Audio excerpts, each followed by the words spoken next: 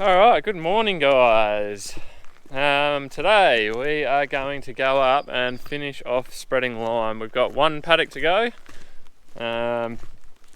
After we had our little breakdown, we managed to get all that going. We did quite a bit of spreading earlier this week, and we've had a bit of bad weather since then. It's just been windy every single day. So we finally got rid of the wind. It's a really nice morning, so we are going to head up and get the last of that done.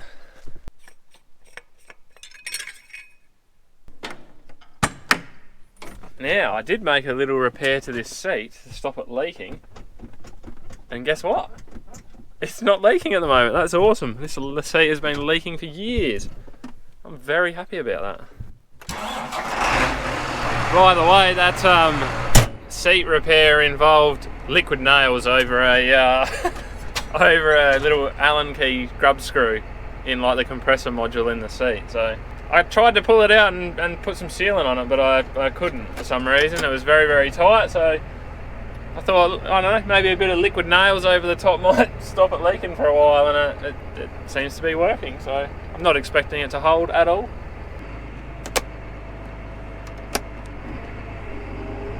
I thought I would address a couple of things straight off the bat in this video about lime spreading. I had a couple of comments, or a couple of people there might have been more people thinking it as well, that we're going too heavy on the lime and we're going to stuff up our soil pH and all that sort of thing. I just want to say that we have had soil samples done. We're not just throwing lime out to what we think that we should. We did a 14 hectare paddock by the house there, slightly heavier than what we are targeting on the rest of the land, just as a small trial, because look, we've done like the last paddock we did, we have applied lime to that probably about 3 or 4 times now at a light rate of about 1 tonne per hectare, and the paddocks still test acidic on the pH. So we know if we're spreading down around that 1 tonne to the acre, that the land just doesn't respond that well. We need to go a little bit heavier. Our acidic patches are acidic. And we're not spreading every square inch of a paddock. Like the one we're going up to now, we know exactly where the soil changes in the paddock, and we're targeting that area. We're going to go fairly hard on it, probably around 2 tonne to the acre, maybe slightly below. But yeah, we're not just throwing out lime hoping for the best, if you know what I mean. I just thought I'd clear that up. So it's my own fault, probably not explaining things properly. It's hard sometimes. You think you're saying the right things, but you're not. So I thought I'd just go over that. Anyway, we're going to go up, get started, get this lime done. Got the RTK working in here now, so this will be a good little tester for that. Let's go do it.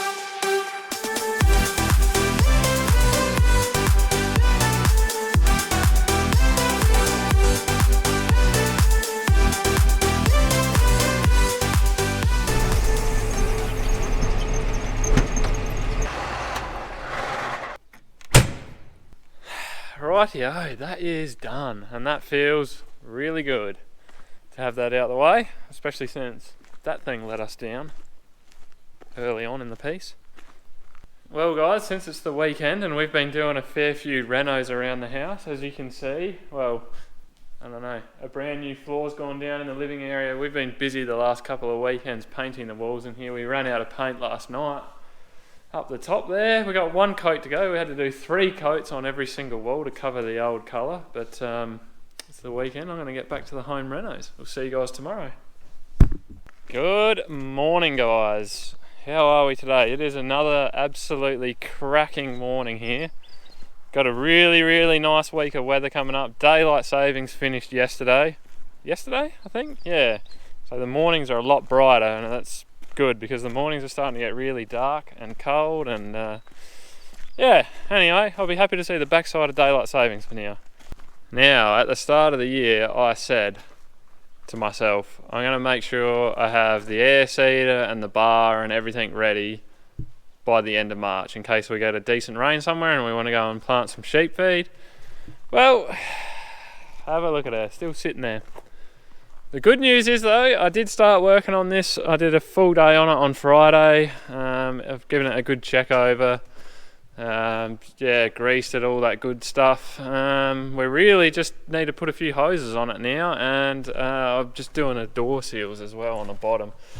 One of them was all folded up. I did that one there on Friday, and then that's the door seal there on the bottom. We'll do this other front one as well, and then this thing will be just about ready, but got to change these sections of hose as well, and I'm going to do the ones at the back I think too. So yeah, it'd be good to have this thing done, because I tell you, I am just beat down with fixing machinery at the moment. I've just had enough of being down this shed. It's like every single day it's just been going on and on and on for like months, and that boom spray, that cost me a lot of time. I did not need that whole saga. I've just had enough. I've had enough of fixing machinery. I want to go out and do something else. So here's one that I did last week, the door that I did last week. My very professional adhesive apparatus here. Hopefully that's stuck down pretty well, and this time I can go back on. Alright, I think that looks pretty decent. The $1 million question is going to be, is this going to fight me or is this going to go on easily? This will be much easier with 2 people, I reckon. Very awkward. Very awkward.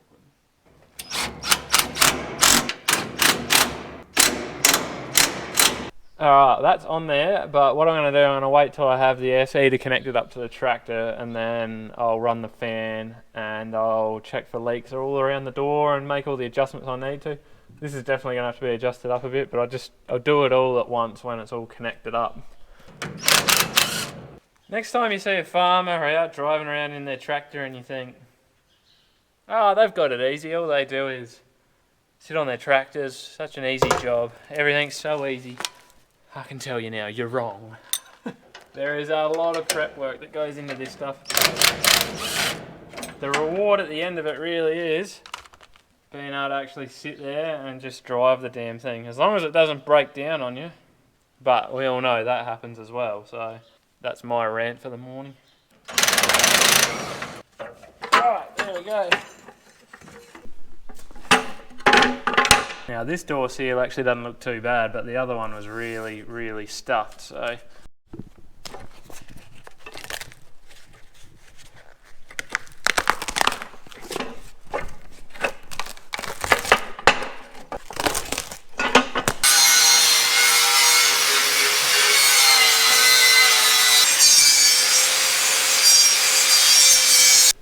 Looks too shiny and new to use. Did you hear anything about your window winder yet, or? I don't know. The second-hand one will be here tomorrow. Oh, rightio. Yeah. How much is that going to set you back? 160, Yeah, okay. Right. Now this door here is the door that normally has the seed. This is the seed bin door, so it's not too bad, but the fertiliser bin door was so corroded I ended up putting a bit of coat of paint on it, and I think I might do the same with this one just to tidy it up a little bit. A bit of kill rust on there, and then we'll let that set, and then some silicone, and we'll stick the new seal on.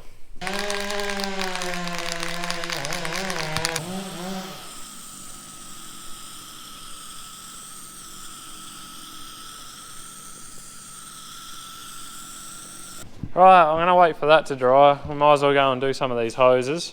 We've got to do that. That's my roll there. Plus we got a whole bunch of them to do out there on the air seeder as well. So someone's a bit noisy out there, aren't they? Now the dogs are barking at the chainsaw.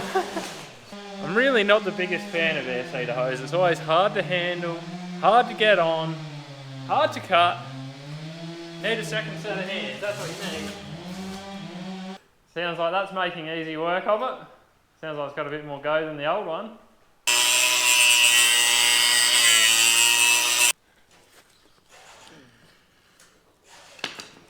I still haven't figured out the best way to get this hose on, like just a bit of the slippery stuff on there, maybe a heat gun, that's about the best you can do. It's just a constant battle.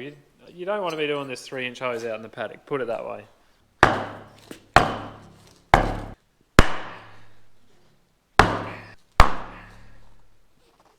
Unreal.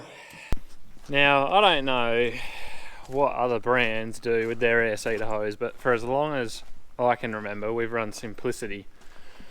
And for as long as I've known, this has always been a horrible job. I hate it every single year having to put air seeder hose on. Anyway.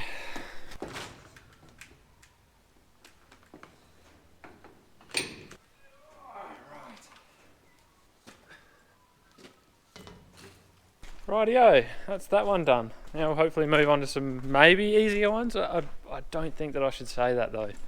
So last year I patched out these 3 hoses here. They tend to always leak wherever your bend or your curve is. Up the top here, seed comes up and then it wears really heavily just here.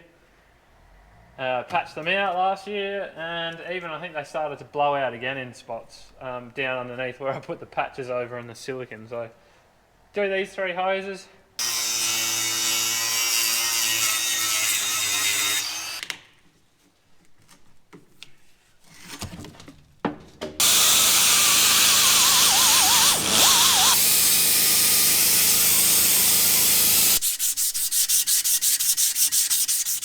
Right, they're all cleaned up. Let's do this the quick way. I hope that looked easy for you guys, because it was not for me. I'm literally filthy. And sweating. What's up? Cool chick? Did you have a good sleep? Yeah. To Daddy. We'll go stick this other door seal on and get that done. I'll let that cure overnight, and then I'll put that door back on tomorrow. But still got 6 little hoses to do at the back there.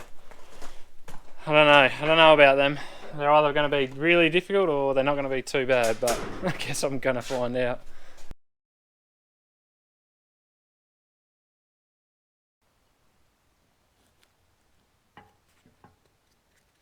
Now comes to the highly technical part.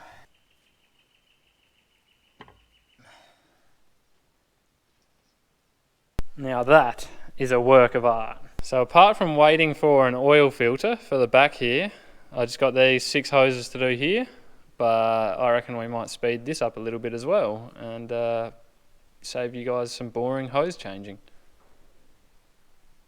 So unfortunately I've had to snap forward to the morning, because by the time I finished last night wrestling with these hoses, it was getting way too late. Managed to throw that door there back on in the dark as well, but she's all done now, which is freaking awesome.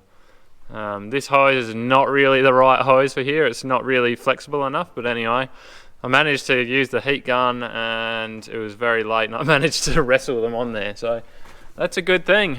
I'm done with this for now. Nothing left really to do with nothing left to do with this other than connect it up and check everything over and make sure everything's operational.